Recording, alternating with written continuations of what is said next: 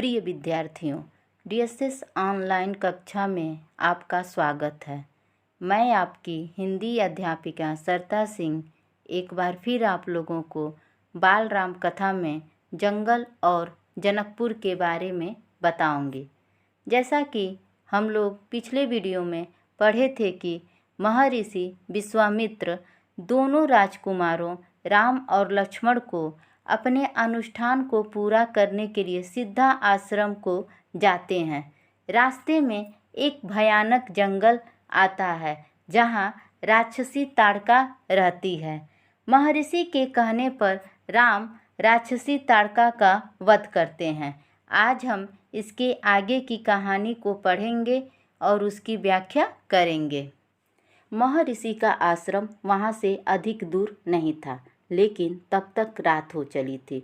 विश्वामित्र ने वह दूरी अगले दिन तय करने का निर्णय लिया।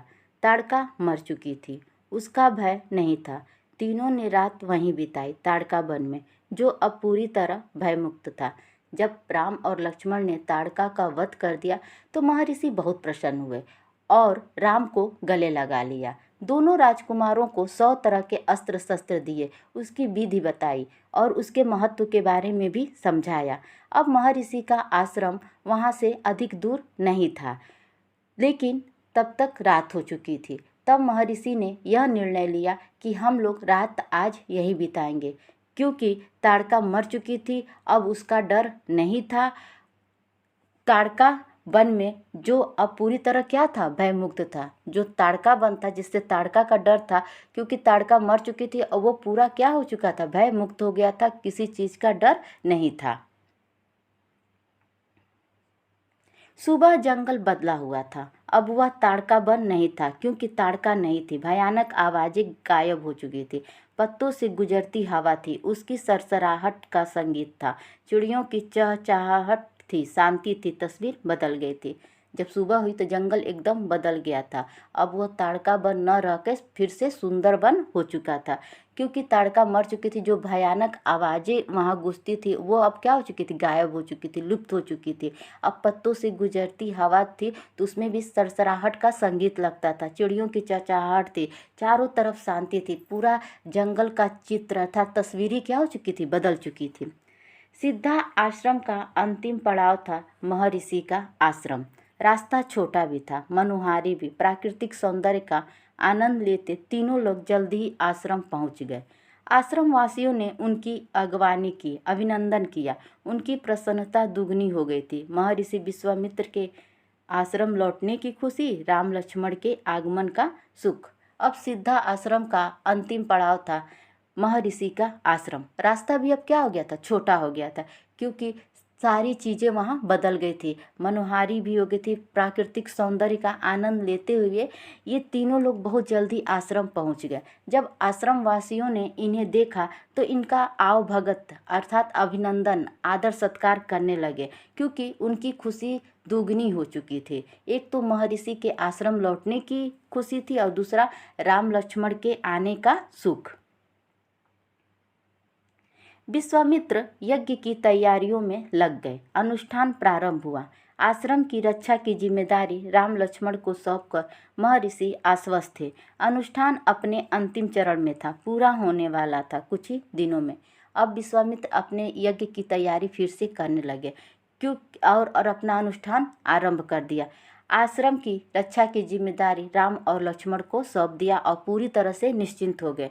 अनुष्ठान लगभग अपने अंतिम चरण पर था, क्योंकि कुछ ही दिनों में विश्वामित्र का यह अनुष्ठान पूरा होने वाला था। 5 दिन तक सब ठीक ठाक चलता रहा, शांति से, निर्विघ्न। लगता था कि राजकुमारों की उपस्थिति ने राक्षसों को भगा दिया है। राम और लक्ष्मण ने यज्ञ पूरा होने तक न सोने का निर्णय किया। वे लगातार जागते रहे, चौकस रहे। कमर में तलवार, पीठ पर तुरीड़, हाथ में धनुष, प्रत्यंचा चढ़ी हुई, हर स्थिति के लिए तैयार। अनुष्ठान लगभग 5 दिन तक बहुत ही अच्छा चला, बिना किसी बाधा के। कोई उसमें बाधा नहीं था। लगता था कि राजकुमारों की उपस्थिति से राक्षस क्या हो गए हैं, भाग गए हैं। राम और लक्ष्मण यज्ञ पूरा होने तक न सोने का निर्णय लिया। उन्होंने कहा जब तक यह अनुष्ठान, यह यज्ञ पूरा नहीं होगा तब तक हम नहीं सोएंगे। और लगातार वो क्या रहे, जागते रहे, चौकस रहे कि कब इस पर राक्षस हमला न कर दे। इसलिए उन्होंने क्या किया था, कमर में तलवार, पीठ पर तुरीड़, हाथ में धनुष, प्रत्यंचा चढ़ी हुई, हर परिस्थिति, हर स्थिति का सामना करने के लिए किसी तरह वो यज्ञ में बाधा उत्पन्न नहीं होने देना चाहते थे। अनुष्ठान का अंतिम दिन अचानक भयानक आवाजों से आसमान भर गया। सुबाहु और मारीच ने राक्षसों के दल बल के साथ आश्रम पर धावा बोल दिया। मारीच क्रोधित था, यज्ञ के अलावा भी इस बात से कि राम लक्ष्मण ने उसकी मां को मारा था, ताड़का को। अब अनुष्ठान का अंतिम दिन था। तब तक अचानक आसमान में भयानक आवाज़ें गूंजने लगी। सुबाहु और मारीच जो ये राक्षस थे, अपने दल बल अर्थात अपनी सेना के साथ आश्रम पर धावा बोल दिया, आक्रमण बोल दिए। मारीच क्रोधित था, यज्ञ के अलावा भी, क्योंकि राम और लक्ष्मण ने उसकी मां ताड़का का वध किया था। राम ने राक्षसों का हमला होते ही कार्रवाई की, धनुष उठाया और मारीच को निशाना बनाया। मारीच बाण लगते ही मूर्छित हो गया। बाण के वेग से बहुत दूर जाकर गिरा समुद्र के किनारे। वह मरा नहीं। जब होश आया तो उठकर दक्षिण दिशा की ओर भाग गया। राम का दूसरा बाण सुबाहु को लगा, उसके प्राण वहीं निकल गए। अब राम ने राक्षसों का हमला होते ही उनकी कार्रवाई की, मतलब उनके साथ आक्रमण करने लगे। धनुष उठाया और सबसे पहले मारीच को निशाना बनाया। मारीच को बाण लगते ही वह मूर्छित हो गया और बहुत दूर जाके समुद्र के किनारे जाके गिरा। जब वह मरा नहीं था, सिर्फ बेहोश हुआ था, और जब उसे होश आया तो वह दक्षिण दिशा की ओर भाग गया। राम का दूसरा बाण सुबाहु को लगा और उसके प्राण वहीं निकल गए। सुबाहु के मरने पर राक्षस सेना में भगदड़ मच गई। वे चीखते चिल्लाते भागे। कुछ लक्ष्मण के बाणों का शिकार हुए, अन्य जान बचाकर भाग गए। जब सुबाहु के प्राण निकल गए तो राक्षस सेना में क्या हो गई, भगदड़ मच गई। वे वहाँ से चीखते चिल्लाते भागने लगे। तो कुछ तो लक्ष्मण के बाणों का शिकार हुए, कुछ को लक्ष्मण ने मार डाला, और जो बचे हुए थे राक्षस वे क्या हुए, अपनी जान बचाकर वहाँ से भाग खड़े हुए। महर्षि विश्वामित्र का अनुष्ठान संपन्न हुआ। इस तरह महर्षि का विश्वामित्र का अनुष्ठान क्या हो गया, पूरा हो गया। राम ने महर्षि को प्रणाम करते हुए पूछा, अब हमारे लिए क्या आज्ञा है मुनिवर। महर्षि ने राम को गले लगाया, कहा, हम लोग यहाँ से मिथिला जाएंगे, महाराज जनक के यहाँ, विदेह राज के दरबार में। मैं चाहता हूँ कि तुम दोनों मेरे साथ चलो, उनके आयोजन में हिस्सा लेने। महाराज के पास एक अद्भुत शिव धनुष है, तुम भी उसे देखो। उसके बाद राम ने महर्षि विश्वामित्र के पास गए और कहा कि महर्षि, अब हमारे लिए क्या आदेश है, क्या आज्ञा है मुनिवर। तो महर्षि ने राम को गले लगाया और कहा, अब हम लोग यहाँ से मिथिला जाएंगे, महाराज जनक के यहाँ। मिथिला के नरेश कौन थे बेटा, महाराजा जनक, विदेह राज के दरबार में। मैं चाहता हूँ कि तुम दोनों भी मेरे साथ चलो, उनके आयोजन में हिस्सा लेने। महाराज जनक के यहाँ एक अद्भुत शिव धनुष है, तुम भी उस धनुष को देखो। राम और लक्ष्मण अगली यात्रा को लेकर उत्साहित थे। नए स्थान देखने और जानने का अवसर। सोन नदी पार कर विश्वामित्र मिथिला की सीमा के पास पहुँचे, अपने शिष्यों और राजकुमारों के साथ। वे गौतम ऋषि के आश्रम से होते हुए नगर में पहुँचे। अब राम और लक्ष्मण अगली यात्रा की तैयारी में जाने की तैयारी में उत्साहित थे, इच्छुक थे। वे नए स्थान को देखने और उनको जानने का उन्हें अवसर प्राप्त होने वाला था। तो वे सोन नदी पार कर विश्वामित्र मिथिला की सीमा के पास पहुँचे। मिथिला पहुँचने के लिए वे वहाँ से क्या किए, सोन नदी को पार किए अपने शिष्यों और राजकुमारों के साथ। महर्षि विश्वामित्र अपने शिष्यों और राजकुमारों के साथ मिथिला की सीमा में प्रवेश किए। वे गौतम ऋषि के आश्रम से होते हुए नगर में पहुँचे। पहले वो गौतम ऋषि के आश्रम गए, उसके बाद वह नगर में मतलब मिथिला की सीमा मतलब विदेह राज के पास गए। राजा जनक ने महल से बाहर आकर विश्वामित्र का स्वागत किया तभी उनकी दृष्टि राजकुमारों पर पड़ी। विदेहराज चकित रह गए, वे स्वयं को रोक नहीं पाए। महर्षि से पूछा, ये सुंदर राजकुमार कौन है? मैं इनके आकर्षण से खिंचता जा रहा हूँ। उसके बाद राजा जनक को जब पता चला कि विश्वामित्र पधार चुके हैं तो वो अपने महल से बाहर निकल कर आए और विश्वामित्र का स्वागत किया।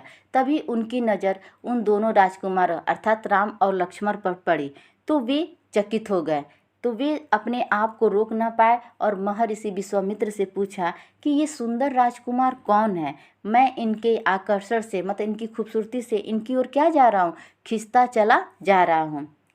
ये राम और लक्ष्मण हैं, महाराज दशरथ के पुत्र। मैं इन्हें अपने साथ लाया हूँ आपका अद्भुत धनुष दिखाने। उसके बाद विश्वामित्र ने बताया कि ये राम और लक्ष्मण हैं, महाराज दशरथ के पुत्र। इन्हें मैं अपने साथ आपका अद्भुत धनुष दिखाने लाया हूँ।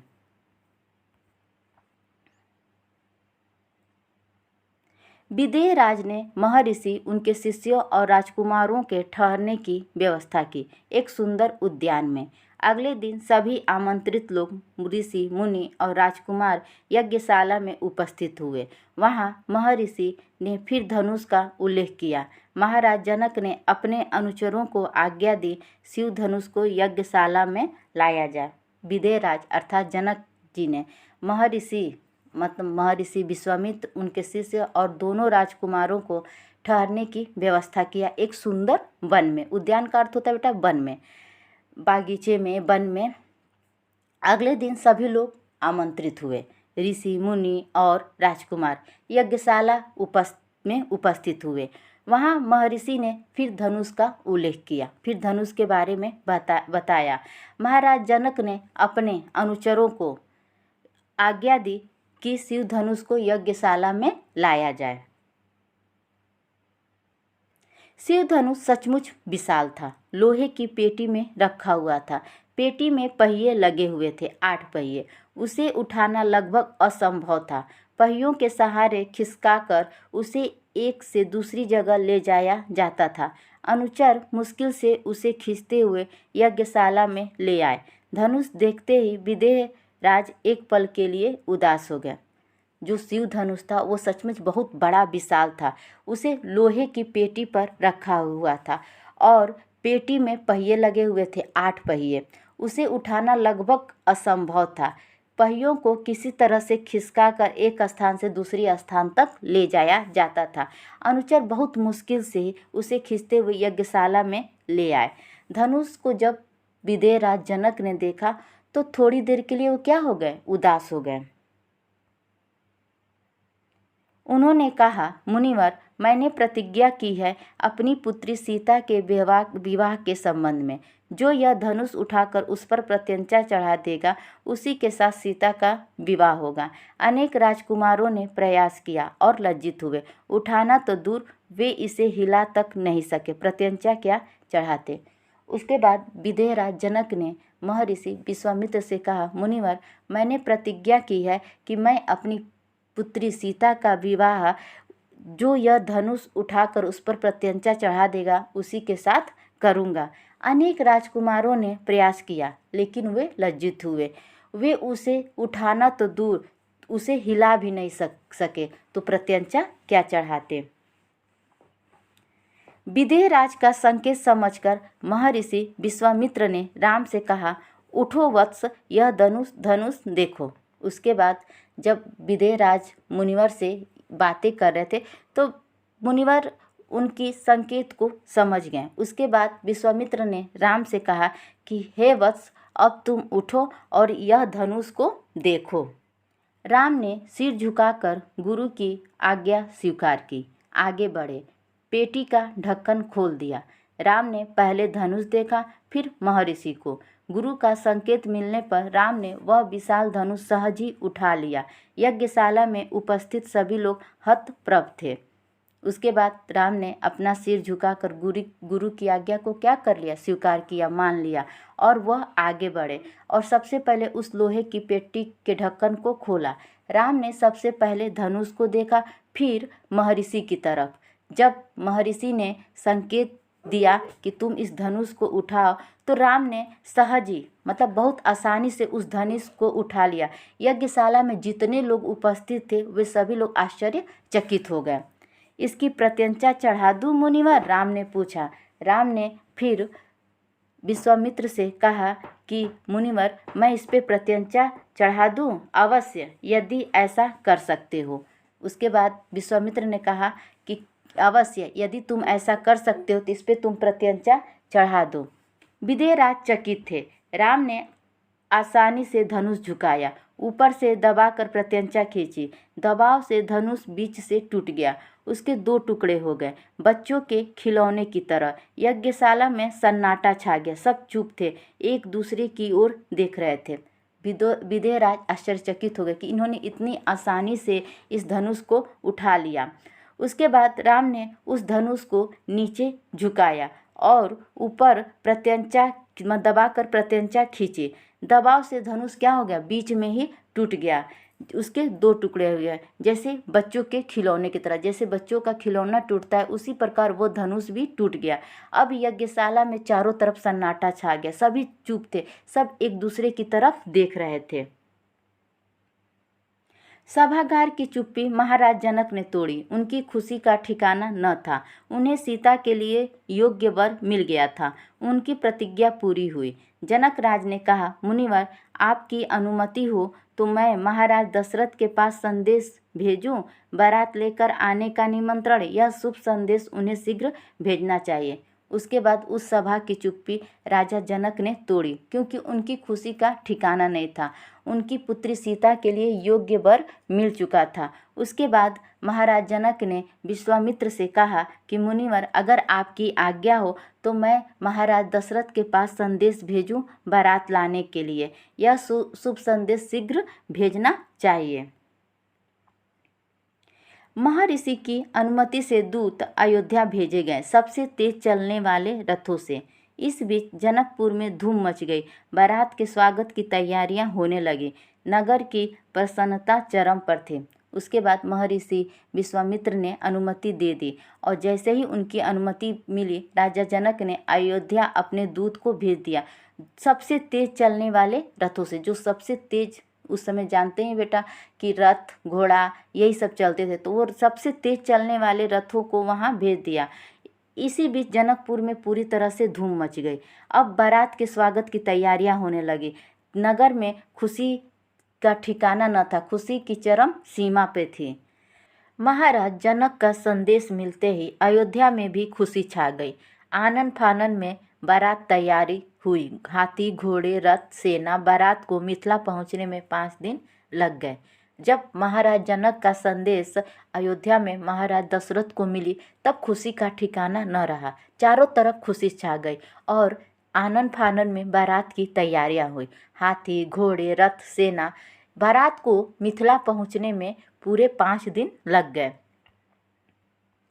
जनकपुरी जगमगा रही थी। हर मार्ग पर तोरण द्वार, हर जगह फूलों की चादर, एक एक कोना सुवासित। हर घर के प्रवेश द्वार पर वंदनवार, एक एक घर से मंगल गीत। मुख्य मार्ग पर दर्शकों की अपार भीड़।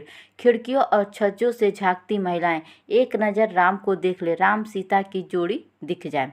अब जनकपुरी चारों तरफ से जगमगा गई थी। हर मार्ग पर तोरण द्वार, चारों जगह फूलों की वर्षा हो रही थी। हर घर में प्रवेश द्वार वंदनवार, एक एक घर से क्या होती, मंगल गीत गाए जा रहे थे। वहाँ पे लोगों की अपार भीड़ थी। खिड़कियों और छज्जों से महिलाएं क्या होती थी, झांकती थी एक बार राम सीता की जोड़ी को देखने के लिए। विवाह से ठीक पहले विदेहराज महाराज दशरथ से कहा, राजन, राम ने मेरी प्रतिज्ञा पूरी कर बड़ी बेटी सीता को अपना लिया। मेरी इच्छा है कि छोटी पुत्री उर्मिला का विवाह लक्ष्मण से हो जाए। मेरे छोटे भाई कुशध्वज की भी 2 पुत्रियां हैं, मांडवी और श्रुतिकृति। कृपया उन्हें भरत और शत्रुघ्न के लिए स्वीकार करें।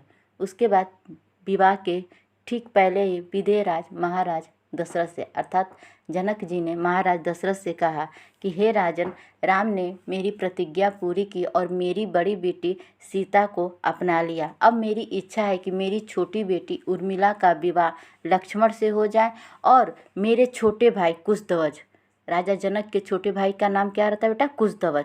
कुशध्वज की भी 2 पुत्रियां मांडवी और श्रुतिकीर्ति। कृपया उन्हें भरत और शत्रुघ्न के लिए स्वीकार कर लें। राजा दशरथ ने यह प्रस्ताव तत्काल मान लिया, उनके प्रस्ताव को स्वीकार कर लिया। तो इस प्रकार राम का विवाह सीता से, लक्ष्मण का विवाह उर्मिला से, भरत का विवाह मांडवी से और शत्रुघ्न का विवाह श्रुतिकीर्ति से हुआ। विवाह के बाद बारात कुछ दिन तक जनकपुर में रुकी। बाराती बहुओं को लेकर अयोध्या लौटे तो रानियों ने पुत्रवधुओं की आरती उतारी, स्त्रियों ने फूल बरसाए, शंख ध्वनि से गलियां गूंज उठी। यह आनंदोत्सव लगातार कई दिनों तक चलता रहा। इसके बाद जब विवाह हुआ तो कुछ दिनों तक बारात क्या हुई? जनकपुर में ही रुकी। जब बारात लेकर बहुओं को वापस अयोध्या लौटे तो रानियों ने अपने पुत्र वधुओं अर्थात अपने बहुओं की आरती उतारी और स्त्रियों ने क्या किए? फूल बरसाए, शंख ध्वनि से सारी गलियां क्या हो गईं? गूंज उठी। और यह आनंद कई दिनों तक अयोध्या में चलता रहा। तो ये था जंगल और जनकपुर। उम्मीद है कि आप लोगों को सब समझ में आया होगा। धन्यवाद।